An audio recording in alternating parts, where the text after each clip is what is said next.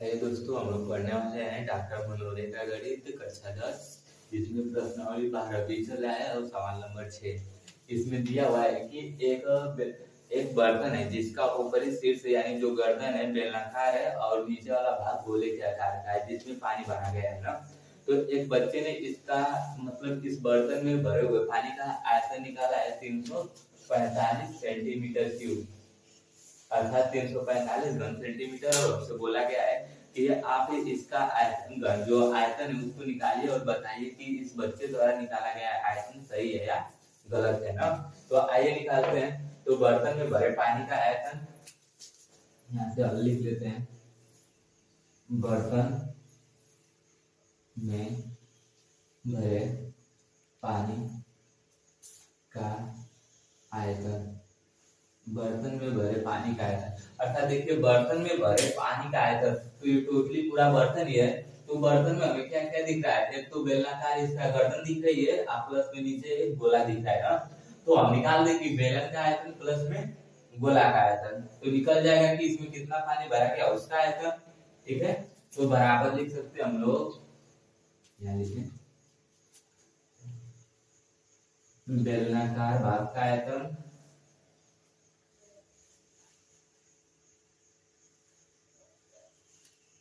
आयतन प्लस में गोले का आयतन ना, गोले का आयतन।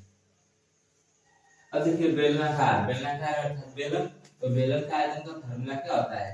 पाई आर स्क्वायर एच प्लस गोले का आयतन क्या होता है? पाई 4/3 पाई आर क्यूब, क्योंकि हम लोग कैपिटल आर माने त्रिज्या इसकी कहाँ गई? गोले की त्रिज्या, इसलिए कैपिटल आर लिख दी है। ठीक है, अब देखिए इसमें से दोनों में से कुछ कॉमन दिख रहा है पाई ना, तो पाई को बाहर निकाल देते हैं। पाई को बाहर निकालेंगे तो क्या होगा? R square H plus 4/3 R पर 3 घात ब्रैकेट क्लोज। अब मान रख लेते हैं, पाई का मान हम लोग को रखना है 3.14 जो बुक में आप लोग को दिया हुआ है ना। आर का मान रखते हैं, अर्थात आर का मान कितना है? 1 सेंटीमीटर, 1 गुणे 1 और गुणे में इसकी ऊंचाई जो बेलनाकार भाग है उसकी ऊंचाई कितनी है? 8 सेंटीमीटर प्लस 4/3 गुणे आर क्यूब का मतलब कि ये गोले की त्रिज्या, तो गोले की त्रिज्या कितनी है? ये 4.25 गुणे 4.25 गुणे 4.25। ठीक है, तो अब इसका गुणा कर लिया जाए, तो गुणा करने तो कितना आएगा? ये तो 3.14 वैसे का वैसे ही, एक कम 1 और 1 8 8 ना, प्लस में इसका गुणा किया जाएगा तो कितना आएगा?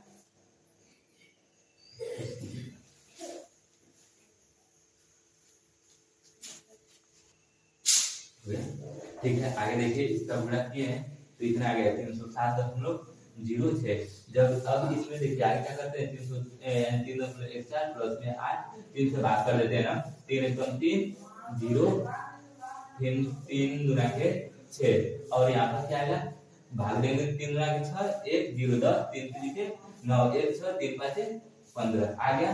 दोनों को जोड़ दिया जाए तो 3.14 गुणा में 8 और 2 कितना हो जाएगा? 10, 110.35। अब इसका दोनों का गुणा कर देंगे तो आ जाएगा आपका 346.45।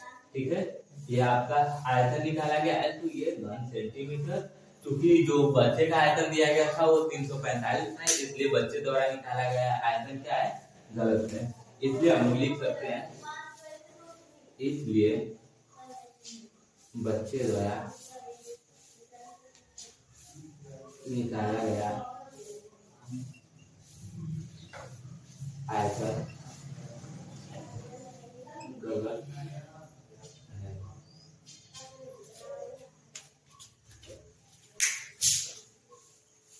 आइए सवाल देखते हैं 7। तो 7 नंबर में बोला गया है एक इंजीनियर मतलब कि छात्र है ना, जिसको बोला गया है कि एक मॉडल बनाइए और ऐसा मॉडल बनाइए जो एक क्या हो, एक बेलन के आकार का है और उसके दोनों सिरों पर क्या है? 2 शंकु जोड़ दिए गए हैं। और उस छात्र का नाम है रसेल। तो रसेल ने एक ये मॉडल बनाया है जिसके दोनों सिरों पर लगाया गया जो शंकुआकार भाग है वो उनकी ऊंचाई 2 सेंटीमीटर है और पूरे मॉडल की ऊंचाई 12 सेमी है ना। तो लिख दिया जाए शंकुआकार भाग की ऊंचाई। तो शंक्वाकार भाग की ऊंचाई मान लिया बराबर लिख लिया जाए 2 सेंटीमीटर, और इन दोनों का व्यास एक ही दिया है 3 सेंटीमीटर का, तो तथा त्रिज्या इसका हो जाएगा r बराबर 3/2 सेंटीमीटर। इसके बाद बात किया जाए कि बेलन की ऊंचाई तो कितनी हुई, तो बेलनाकार भाग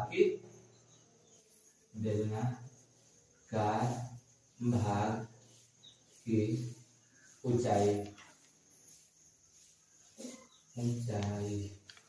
ठीक है। कैपिटल एच लिख लेते हैं इसकी ऊंचाई को, तो इसकी ऊंचाई कितनी होगी, और टोटल में से इन दोनों के शंकुओं का ऊंचाई जोड़कर घटा दे तो बेलनाकार भाग की निकल जाएगी।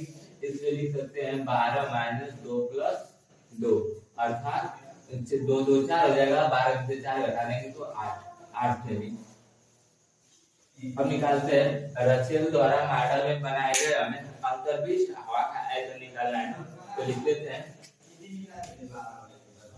रचेल द्वारा बनाए गए मॉडल के अंतर्विष्ट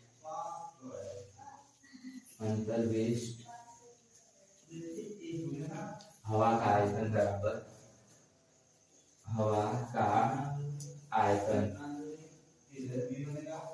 यानी रचेल द्वारा बनाए गए मॉडल के अंतर्विष्ट हवा का आयतन। तो अब देखिए हवा का आयतन निकाल रहे हैं, तो हवा तो इसके पूरे एरिया में भरा है, पूरे एरिया मतलब बेलनाकार में भरा है और प्लस में दोनों शंक्वाकार भाग में भरा है।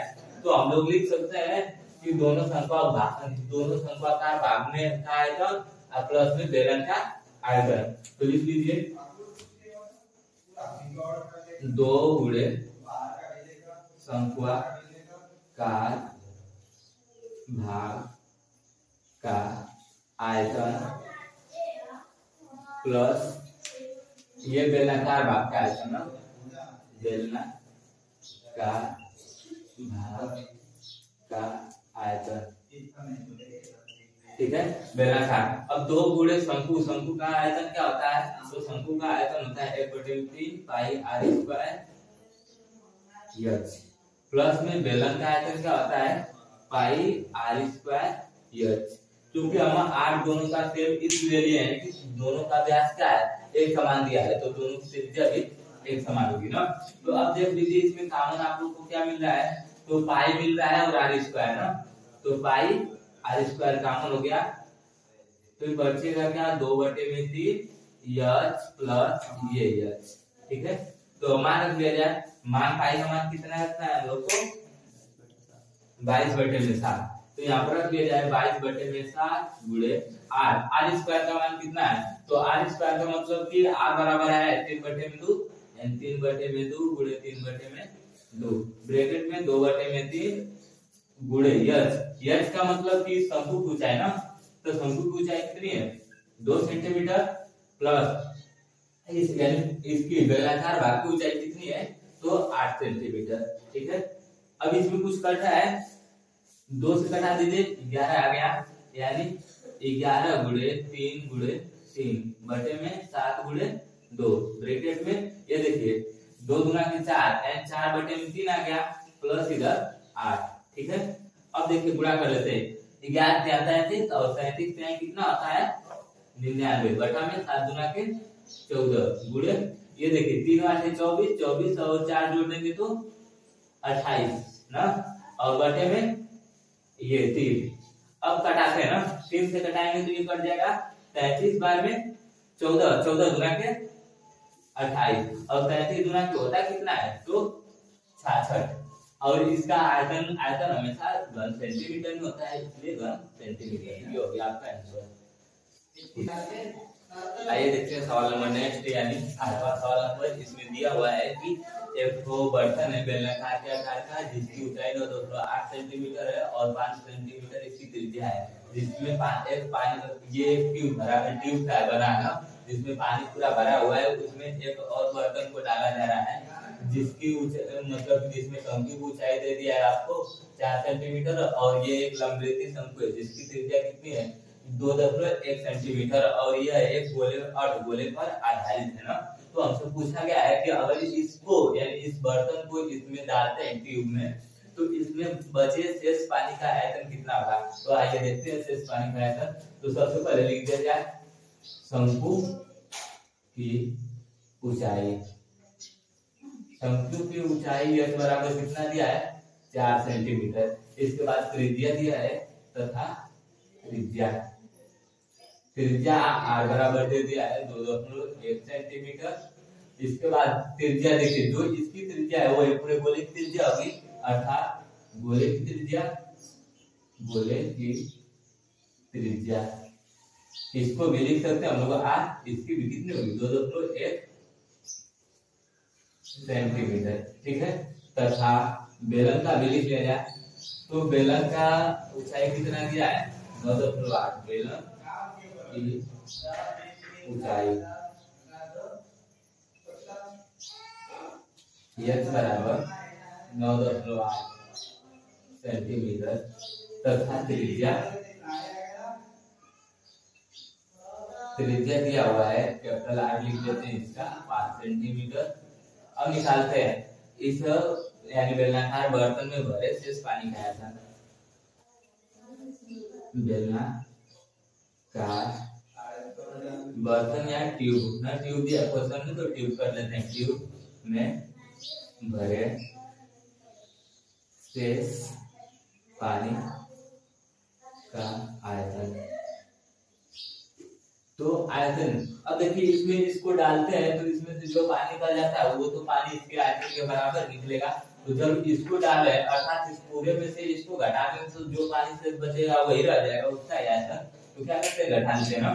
तो बेलन का आयतन माइनस इसका यानी ब्रैकेट में लिख लीजिए शंकु का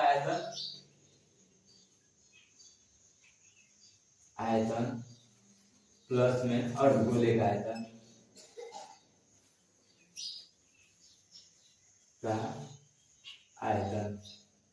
ठीक है, अब देखिए बेलन का आयतन का फॉर्मूला होता है पाई r स्क्वायर एच। क्योंकि हम दोनों का इसको कैपिटल से दिखाया है इसलिए कैपिटल लिखे हैं, माइनस ब्रैकेट में शंकु का आयतन होता है 1/3 पाई r स्क्वायर एच प्लस और गोले का आयतन होता है 2/3 पाई r क्यूब।